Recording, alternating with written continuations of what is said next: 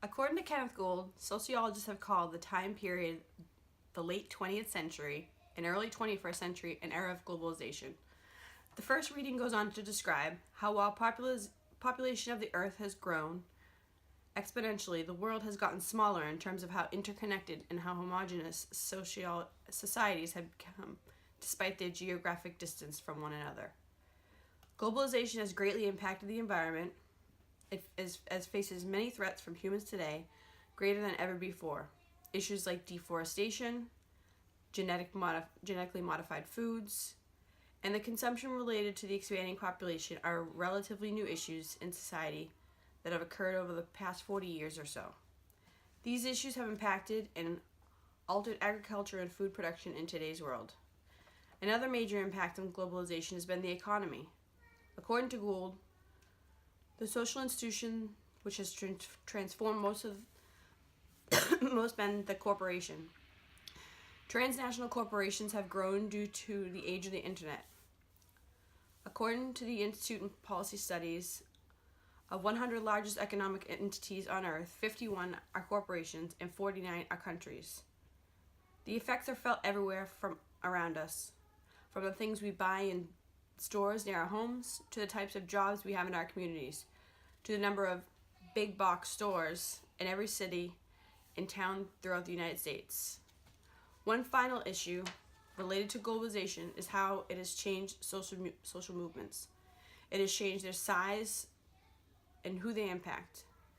Think about how the internet, more recently social media like Facebook and Twitter, have changed your awareness of certain issues. It's impossible to say that we don't live in a global society today, for better or for worse.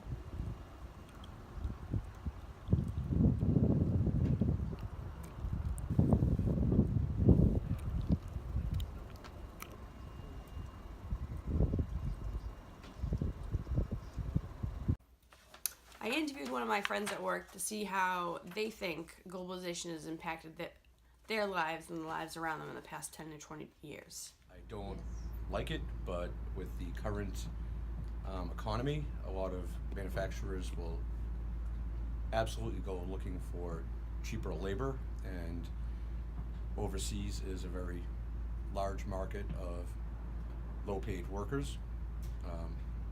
So they keep the profit margin up while still putting out a reasonable product. Thank you. My question for the class this week: how do you think globalization has impacted your life and the way you interpret the day-to-day events in the world? Do you think this is a good thing or a bad thing?